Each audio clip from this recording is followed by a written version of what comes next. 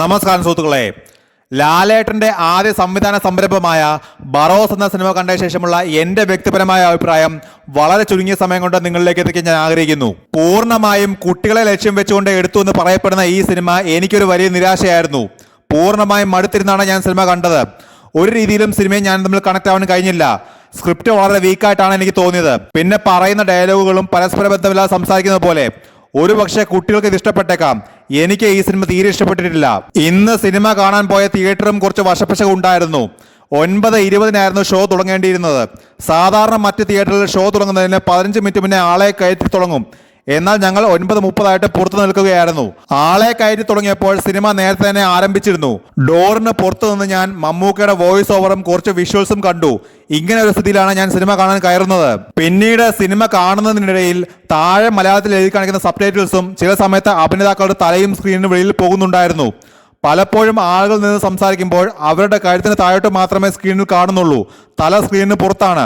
അങ്ങനെ എല്ലാം കൊണ്ടും വല്ലാത്തൊരു അവസ്ഥയായിരുന്നു. ഒരു അഡൾട്ട് എന്ന നിലയ്ക്ക് എനിക്ക് ഈ സിനിമയുമായി ഒരു ഇമോഷണൽ ബോണ്ടിങ് ഉണ്ടായിട്ടില്ല. കുട്ടികളുടെ അവസ്ഥ ചിലപ്പോൾ വ്യത്യസ്തമാകാം. ട്രെയിലറിൽ ചെയ്തതുപോലെ ഫ്രെയിം ബ്രേക്ക് 3D സിനിമയിൽ ഉണ്ടായിരുന്നില്ല.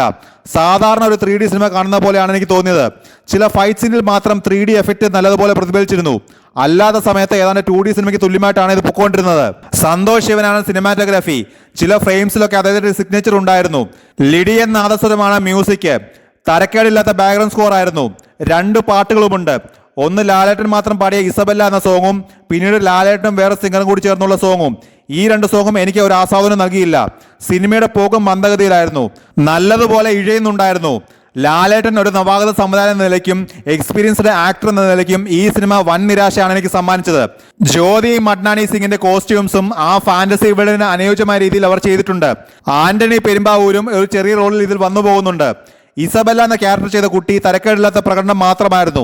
ചില സമയത്ത് അല്പം ഓവറായ അഭിനയമായിരുന്നു. ഒട്ടുമിക്ക ആക്ടേഴ്സിന്റെ ഡബ്ബിങ്ങിലും പ്രശ്നമുണ്ട്.